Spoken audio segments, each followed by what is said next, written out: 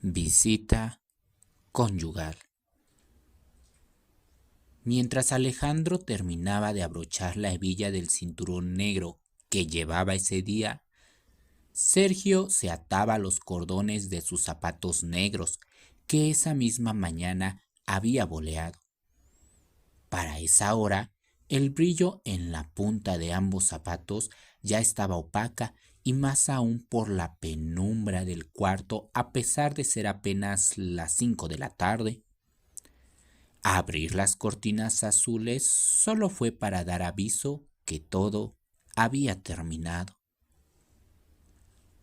Los otros dos hombres, que hacían llamarse Javier y Víctor, permanecían sentados sobre la única colchoneta azul que estaba disponible en la pequeña habitación que no abarcaba más de 3 metros cuadrados. Sobre sus miradas podían reflejarse una gota de anhelo que imploraba la salida de aquel tenebroso recinto, al cual, según habían llegado, gracias por un fraude. En dicho lugar continuaba el olor a frutas tropicales, mientras que en el suelo permanecía el rastro del origen de aquel aroma.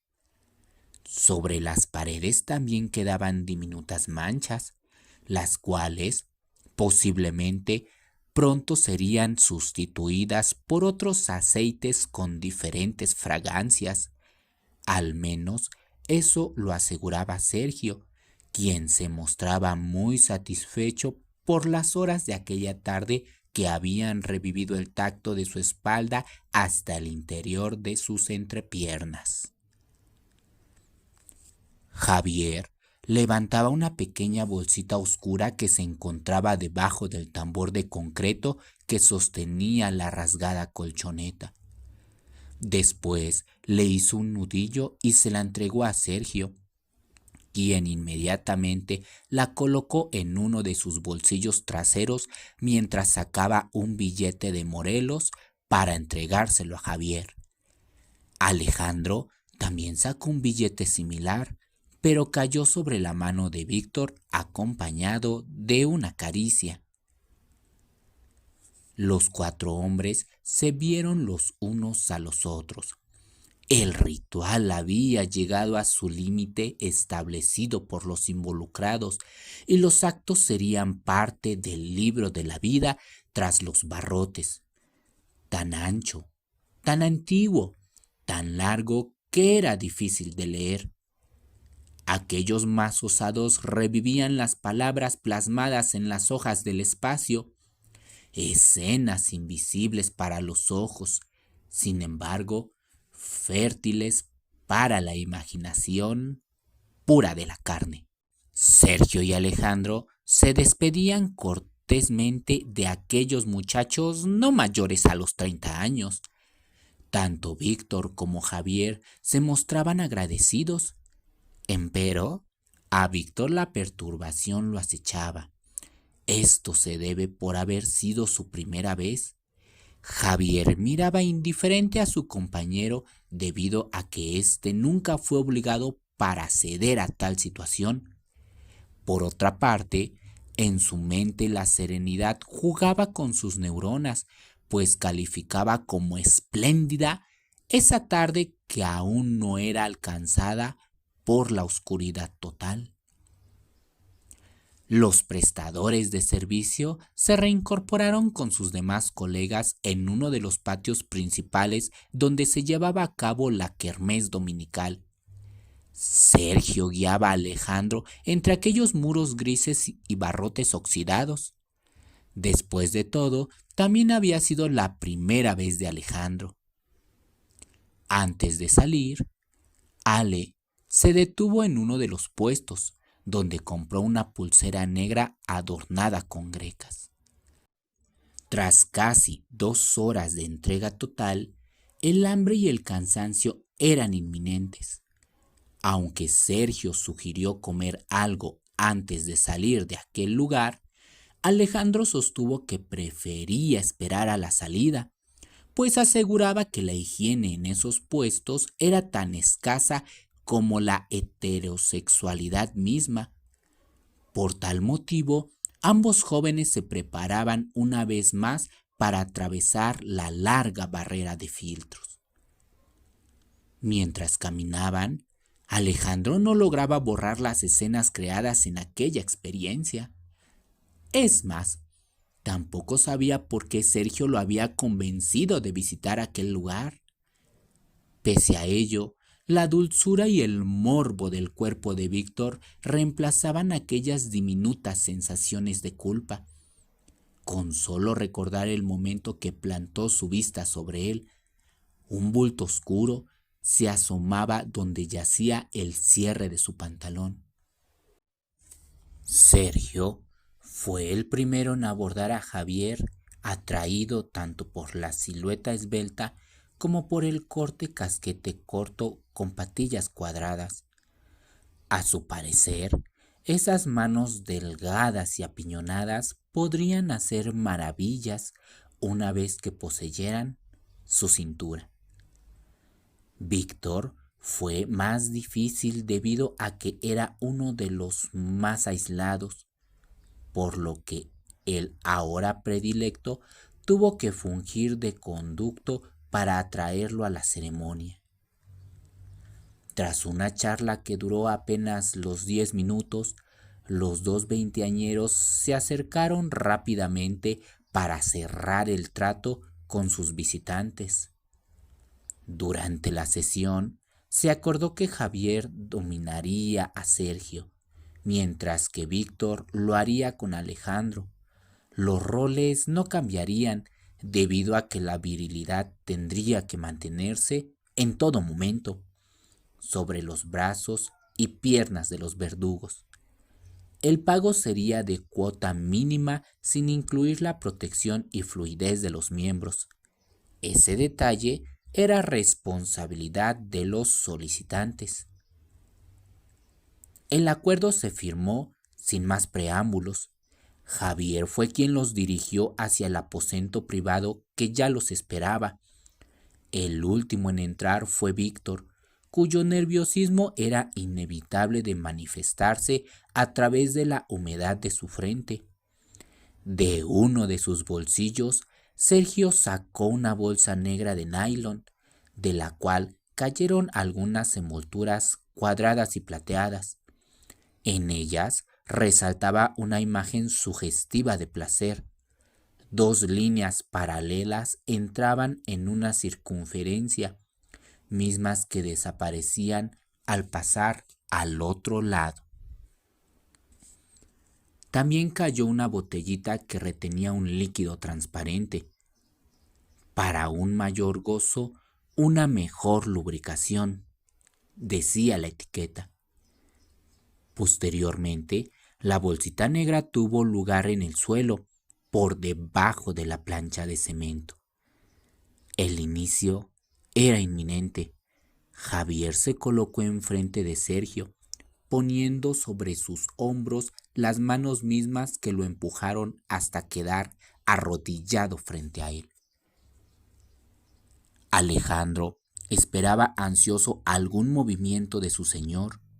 Víctor observaba a los dos hombres con las pupilas retraídas. Por tal motivo, su esclavo lo incitó a adquirir su poder de soberano.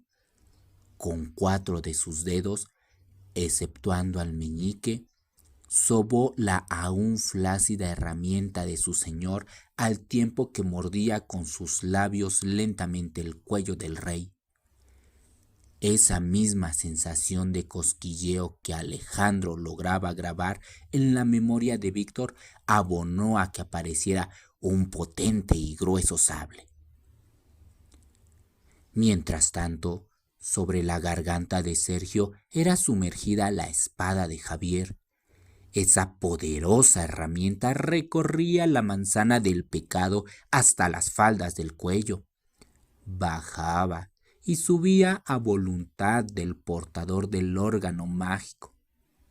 Javier saboreaba aquellos labios sin tener que tocarlos con los suyos, pues Sergio realizaba un trabajo excelente. Por unos momentos, El esclavo, sumiso ante la vellosidad de aquel grueso juguete, tomó valor y guardó aquel regalo alrededor de los 5 segundos. El dolor del ahogo era reemplazado por los ojos semiabiertos satisfechos que mostraba su amante. Al observar aquellas escenas, Víctor quería exigir el mismo cometido a Alejandro. Sus manos habían guiado a algunas prostitutas y novias durante su primera juventud, pero a un varón, bueno, no concebía esa idea. Alejandro comprendió el mensaje, por lo cual, nuevamente, lo ayudó, esta vez explorando en el interior de sus pantaloncillos. Al introducir su mano, le fue más fácil notar la rigidez de Víctor. Al notar ese grado de satisfacción, enredó con su puño aquella piel venosa y estiró una y otra vez. El rey cedía territorio, pues comenzaba a desabrocharse el cinturón que vestía esa tarde. El olor de aquel lugar, ese misticismo entre el placer y la verdad de los sexos, así como los moradores que deambulaban al otro lado de la cortina, eran meras ilusiones de la realidad, de lo tangible. Todo ello tomaba forma de ruinas esculpidas en algún tiempo, pero ahora se desvanecían mientras cada cuerpo forjaba una nueva forma de sentir, de disfrutar, de actuar. Sergio fue obligado a retroceder a una de las paredes, quedando en eje perpendicular con respecto a la estructura metálica. Ahí era víctima de las salvajes embestidas del tigre que poseía Javier. Sin embargo, resistirse era iluso. De permitirlo, la naturaleza hubiese dejado que cruzara todo el largo de su tráquea para descubrir el principio del confín por primera vez en esta condenada humanidad. Ya con los pantalones a la altura de los tobillos, Víctor se dejó caer en aquella lona sucia que medio cubría la esponja amarilla canario. Semi recostado, se alimentaba de su propio vigor y del masaje que ejecutaba la lengua de Alejandro desde la punta rosada hasta sus claros testículos. Por algunos segundos apagaba las flamas de sus quinqués. La oscuridad era amiga de los labios y de la saliva. Por ello, Alejandro hacía lo mismo en algunos instantes. No existía fuerza alguna que detuviera el apetito de Sergio. Él mismo tomaba a Javier de los glúteos para lograr estrellar sus mejillas contra las piernas semivelludas que estaban frente a él. Javier alzaba las manos para quitarse la camiseta percutida que cubría el delgado y marcado dorso que formaba parte de su exquisita figura. De los cordones de las botas se ocupó Sergio, pero eso sí, sin despegar ni un milímetro su lengua de aquel sabor saladito que su verdugo le servía. Alejandro no se quedaba atrás. Víctor era lento, se decía a sí mismo, pero una vez entrada la oscuridad, él continuaría con su paseo y a su ritmo. Para elevarlo a otro nivel, Alejandro recorrió ese suave camino al ombligo. Su respiración humedecía ese tibio abdomen. Víctor trataba de controlar su respiración que se estremecía más y más. Sabía que el viajero alcanzaría la cumbre de sus labios y no sabía qué sucedería. Con la tensión perdida por los cordones flojos, los zapatos de Javier resbalaron sin la necesidad de que se detuviera aquel trance.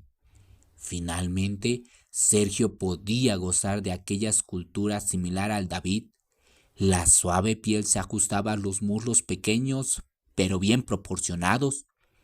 Por su parte, Alejandro se detuvo a merodear en los pezones de Víctor. Esa era una nueva figura del gozo que llegaba a su templo. Alejandro lo estaba consiguiendo, guiar al nuevo recluta al éxtasis, las puertas de la casa de Venus.